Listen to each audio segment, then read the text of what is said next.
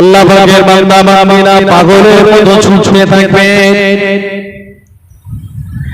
জাহান্নামের দিকে দৌড়াতে থাকবে। আল্লাহ ফেরেশতারা বলবেন, ও আল্লাহ বান্দা বান্দিরা জাহান্নামের দিকে তোমরা কেন এমন পাগলের মতো দৌড়াচ্ছ? আল্লাহ বান্দা বান্দিরা বলবেন, ও আল্লাহ পাকের ফেরেশতারা সারা জীবন আল্লাহর হুকুম পালন করতে পারিনি, সারাটা জীবন আল্লাহর হুকুম তামিল করতে পারিনি, এজন্য আল্লাহ জাহান্নামে দিয়েছে।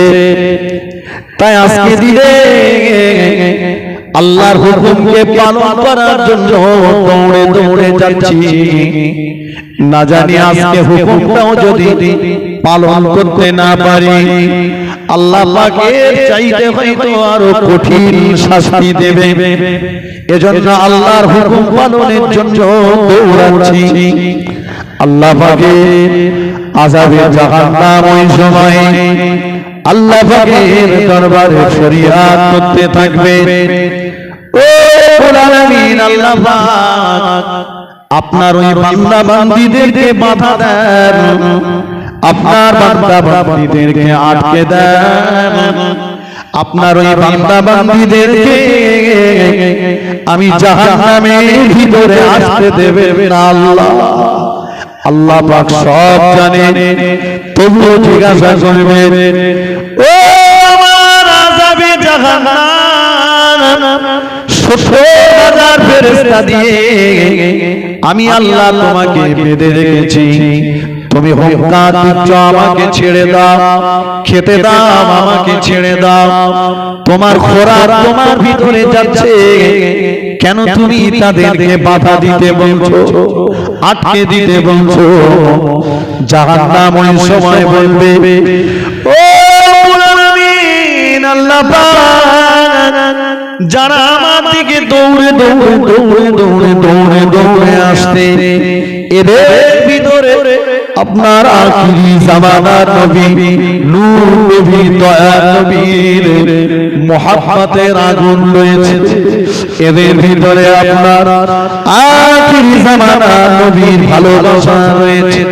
আল্লাহ পাক আখিরি জামানার নবী দয়ার নবীর মুহাব্বতের আগুন হৃদয়ে নিয়ে, অন্তরে নিয়ে, কলিজায় নিয়ে যদি কেউ আমি আযাবে জাহান্নাম আমার ভিতরে এসে যায়, আমি জাহান্নামের আগুনটা তপ করে ঠান্ডা হয়ে যাবে। জোরে বলেন না সুবহানাল্লাহ।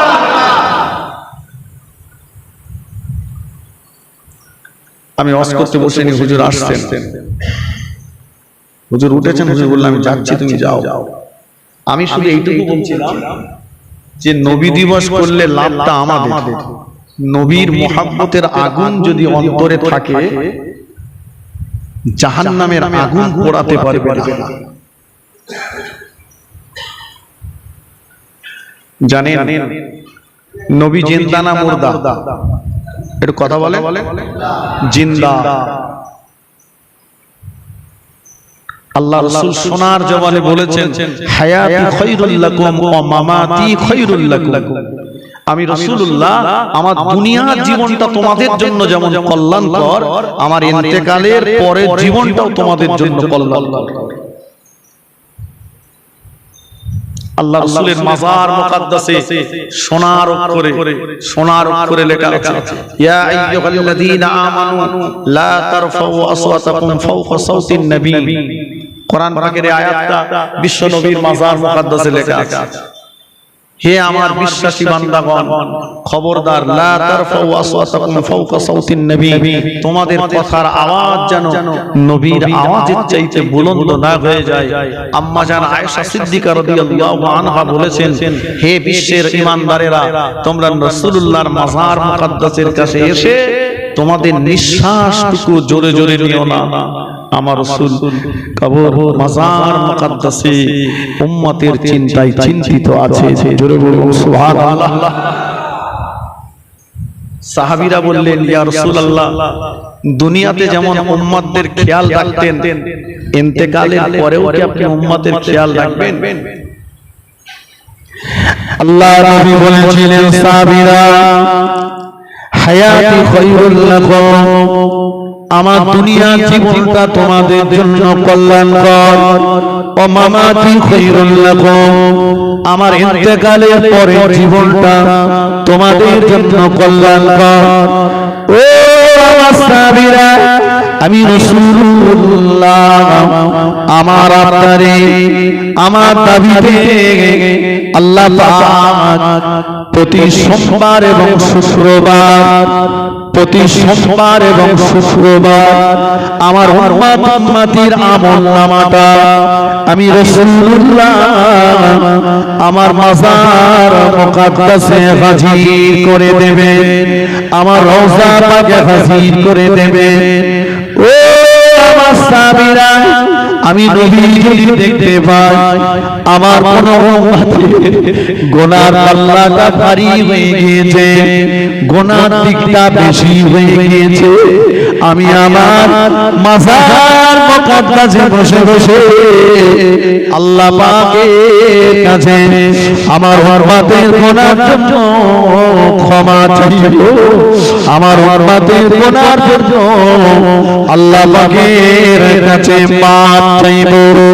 ও আমার সাহাবীরা, আমি রাসূলুল্লাহ রওজা পাকে বসে আমার উম্মতের জীবনের গুনাহগুলো আল্লাহ পাকের কাছ থেকে ক্ষমা করিয়ে নেব।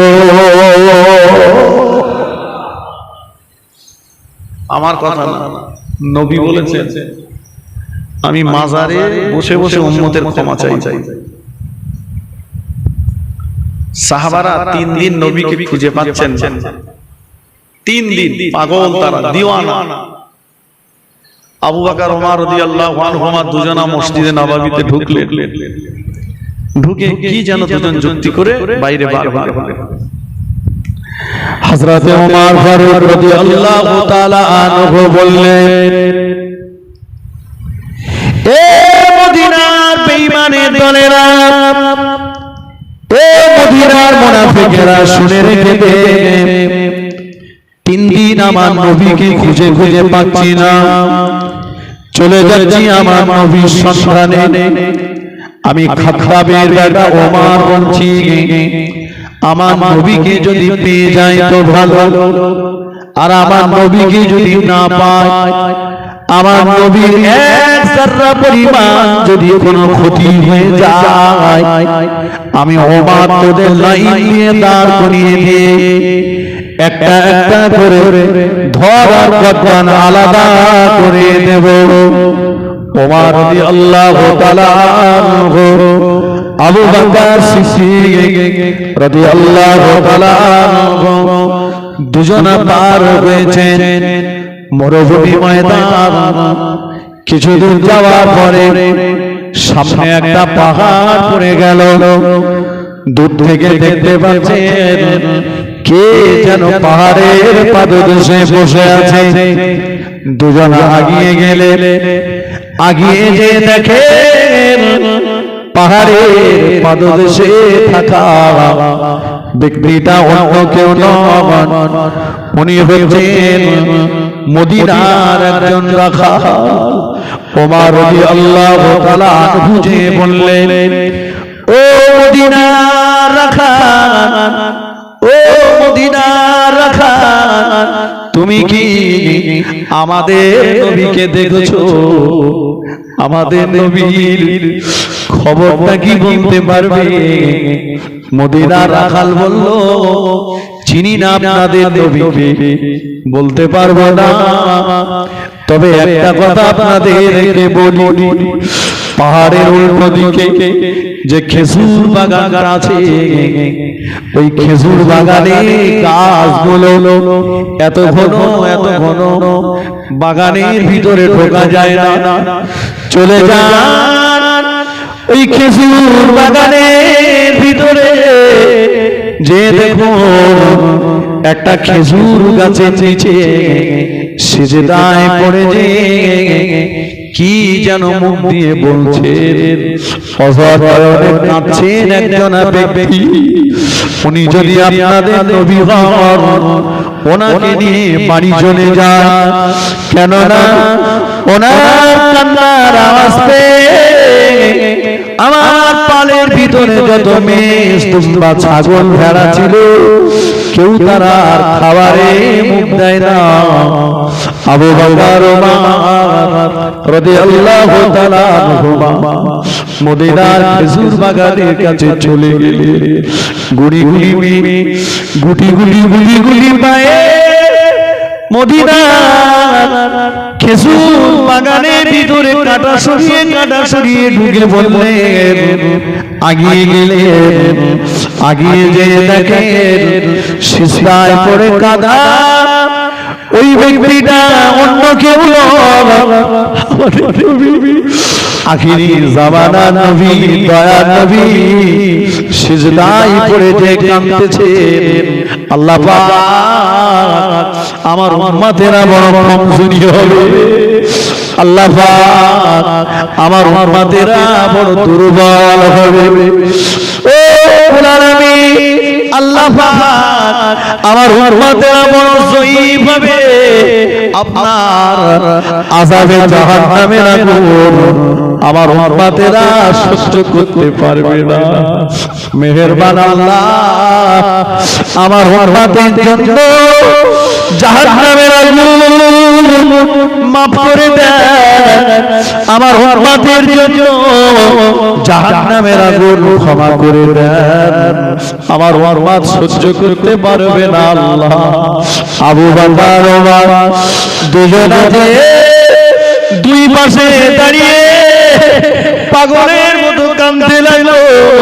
হায়রে, নবী উম্মতের জন্য কাঁদছেন, আমার উম্মত যেন জাহান্নামে না যায়। আবু বকর সিদ্দিক দাঁড়িয়ে বললেন, ইয়া রাসূলুল্লাহ, ইয়া হাবিবাল্লাহ, হুজুর কাঁদবেন না, আপনার চোখের পানি সহ্য করতে পারি না। নবী গো, আমি আবু বকর আমার জীবনের তামাম নেকিগুলো আপনার উম্মতের নাজাতের জন্য আপনার কদমে দিয়ে দেব। জোরে বলেন না সুবহানাল্লাহ।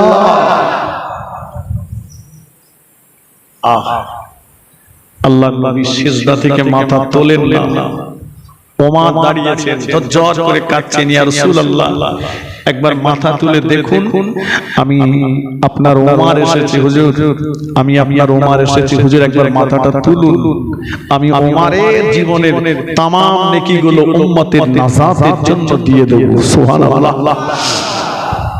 নবী মাথা তুলে নিলেন।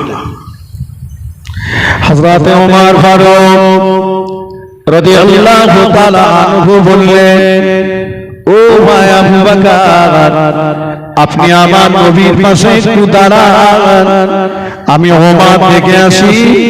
কাকে নিয়ে আসলে আল্লাহ নবী সিজদা থেকে মাথা তুলবেন? কাকে নিয়ে আসলে নবী আর সিজদায় থাকতে পারবেন না?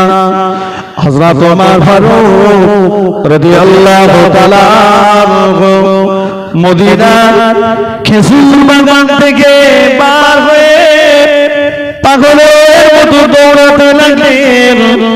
দৌড়ে দৌড়ে দৌড়ে দৌড়ে নবীর জামাতা হযরত আলী রাদিয়াল্লাহু তাআলা আনহুর কাছে আসলে, ওগো নবীর জামাতা আলী, ও নবীর জামাতা আলী, আমার নবীর সন্তান পেয়ে গেছি, আমার নবীর খোঁজ পেয়ে গেছি। মদিনার খেজুর বাগানের ভিতরে সিজদায় পড়েছে, উম্মতের জন্য কাঁদছে। নবী সিজদা থেকে মাথা তোলেন না। আমি আর আবু বকর গিয়েছিলাম, আমার নবী মাথা তোলেননি। আপনি নবীর জামাই, আমাদের মনে হয় জামাই গেলে আর আল্লাহর নবী সিজদায় থাকবেন না। হযরত আলী রাদিয়াল্লাহু তাআলা আনহু বললেন, ও ভাই আমার না, নবী উম্মতের তরে এত দিওয়ানা, উম্মতের তরে এত মশগুল, উম্মতের নাজাতের জন্য নবী এত পাগল হয়ে গিয়েছে। আমি আলী, আমি গেলেও নবী মাথা তুলবে না, চলে যান। যাদের কথা জীবনেও নবী কোনদিন ঠেলে দেননি, যাদের দাবি আমার নবী জীবনেও কোনদিন প্রত্যাখ্যান করেননি, আমার দুই বেটা, আমার কলিজার টুকরা ইমাম হাসান হোসাইনকে নিয়ে চলে যান। ইমাম হাসান হোসাইন যদি যায়, আমার নবী ইমাম হাসান হোসাইনের দাবি ফেলে দেবে না। হযরত ওমর রাদিয়াল্লাহু তাআলা আনহু ইমাম হাসান হোসাইনকে নিয়ে পাগলের মতো দৌড়াতে লাগলেন। দৌড়ে দৌড়ে দৌড়ে দৌড়ে মদিনার খেজুর বাগানে চলে গেলেন। ও হাসান, ও হুসাইন, দেখো না তোমাদের নানা ভাই কেমন করে কাঁদছে। ইমাম হাসান হোসাইন যে আল্লাহ নবী দুই পাশে দাঁড়িয়ে গেলেন। নানা ভাই, নানা ভাই, আমরা দুই ভাই এসেছি আপনাকে নিতে, কাঁদবেন না, গুনাহগার উম্মতের জন্য আর কাঁদবেন না। নানা ভাই, আপনি তো বলেছেন আমার ইমাম হাসান, আমার ইমাম হুসাইন হলো জান্নাতি যুবকদের সরদার। ও নানা ভাই, আপনি তো আমার জবান দিয়ে বলেছেন সাইয়্যিদাতুন নিসাই আহলিল জান্নাহ, ফাতিমাতু সাইয়্যিদাতুন নিসাই আহলিল জান্নাহ। আমার কলিজার টুকরি ফাতেমা হলো জান্নাতি নারীদের সরদারি। নানা ভাই, জান্নাতি নারীদের সরদারিদের দুই বেটা, জান্নাতি যুবকদের দুই সরদার আপনার দুই পাশে দাঁড়িয়ে আছে। নানা ভাই, উম্মতের জন্য আর কাঁদবেন না, সিজদা থেকে মাথা তুলুন। আমরা দুই ভাই কথা দিলাম, আপনার গুনাহগার উম্মত আর আল্লাহর আযাবে জাহান্নাম দুটোর মাঝখানে আমরা দুই ভাই প্রাচীর হয়ে যাব। আর একটু জোরে বলুন সুবহানাল্লাহ। আল্লাহ রাসূল সিজদা থেকে মাথাটা তুললেন, ইমাম হাসান হোসাইনকে দুই পাশে নিয়ে আমার রাসূলুল্লাহ মসজিদে নববীতে ফিরে আসলেন। আল্লাহ নয়, আমি শুধু সংক্ষিপ্ত সময়ে এতটুকুই বোঝাতে চেয়েছি দুটো কথা। একটা হচ্ছে নবী দিবস করছি আমাদের লাভের জন্য, আর দুই নাম্বার হচ্ছে এমন একটা ব্যক্তি যার স্মৃতিচারণ আমরা করছি, যার স্মরণে আমরা এই মাহফিল করছি, তিনি দুনিয়াতে যতদিন ছিলেন আমাদের চিন্তা করেছেন, আজ কবরে শুয়ে তিনি আমাদের চিন্তায় চিন্তিত আছেন।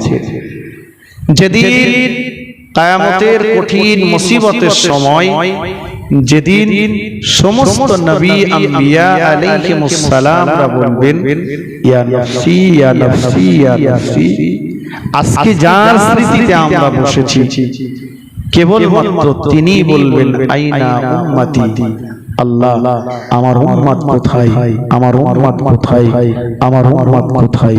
জোরে বলুন সুবহানাল্লাহ। অতএব এই নবী দিবসের মাহফিল আমরা যদি করি আমাদের লাভ হবে না? হবে না? একটু কথা বলেন। মনে মনে করতে যে হবে বললি যদি আবার টাকা চাই,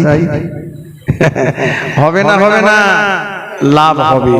জি, আমি আজকে জুমার সময় বলছিলাম বেঁচে আছি, দুনিয়াতে আছি নবীর ওসিলায়। অতএব আল্লাহ যদি আমাকে ডেকে নিতেন, আল্লাহ যদি আমার রোজগার বন্ধ করে দিতেন, পারতাম না তো এই মাহফিলটাই সহযোগিতা করতে।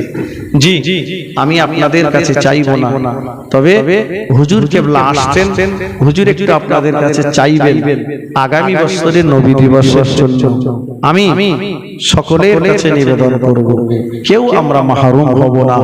আমরা বরঞ্চ এটা নিয়ত করব যে বছর যা হয়েছে, আল্লাহ চাইলে আগামী বছরে যে নবী আমাদের কথা এত চিন্তা করেন, সেই নবীর কথা চিন্তা করে সেই নবীর স্মরণে মাহফিল করতে এক বছর আগে থেকে আমি নিজে ব্যক্তিগতভাবে প্রস্তুতি নেব যে আমি নবী দিবসের মাহফিলে ব্যক্তিগতভাবে এত টাকা আমি দান করব, এত টাকা খরচ করব। এক বছর আগে থেকে প্রস্তুতি নেব। ভালো কাজ এমন একটা জিনিস, খারাপ কাজ এমন একটা জিনিস, আজকে আমি আপনি খারাপ কাজের নিয়ত করব, আজ থেকেই গোনা লেখা শুরু হবে। ভালো কাজ আজ থেকে নিয়ত করব, আজ থেকেই নেকি লেখা শুরু হবে। আল্লাহ যদি একটা বছর হায়াত রাখেন পাবো, না রাখলে চলে যাব, নেকি কিন্তু থেকে যাবে। আল্লাহ সকলের হায়াতে বরকত দেন, বলুন সকলে আল্লাহুম্মা আমিন। যারা অসুস্থ আল্লাহ সকলকে শিফায়ে আজেলা কামেলা নসিব করেন, বলুন সকলে আল্লাহুম্মা আমিন। মহব্বতের সঙ্গে উচ্চ আওয়াজে দরুদ শরীফ আল্লাহুম্মা সাল্লি আলা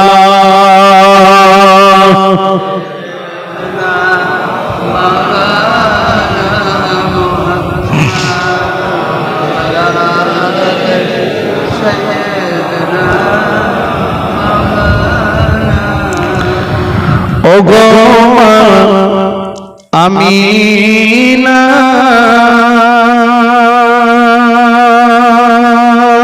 তোমার পুরে ঘরে রহমত খোদার পড়ে ঝরে ঝরে।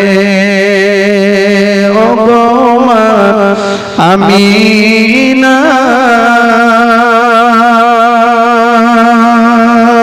তোমার ভাঙা ঘরে রহমত খোদার পড়ে ঝরে ঝরে। দোলে শিশু নবীজি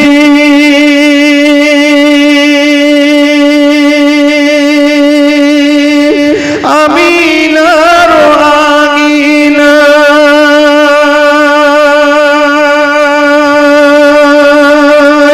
কি ফুল ফোটালেন খোদা আব্দুল্লাহর বাগিচা, সেই ফুলের খুশবুতে আজ জগৎ গেল ভরে। রহমত খোদার পড়ে ঝরে ঝরে। আল্লাহুম্মা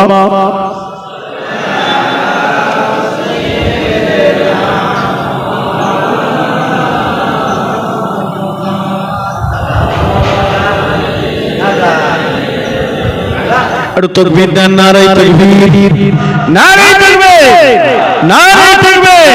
সিলসিলায়ে হক মুজাদ্দিদে জামান বশিরহাট মাওলানাবাদ দরবার শরীফ, মাওলানাবাদ দরবার শরীফ, আওলাদে আল্লামা মেজে হুজুর কিবলা, আওলাদে আল্লামা মেজে হুজুর কিবলা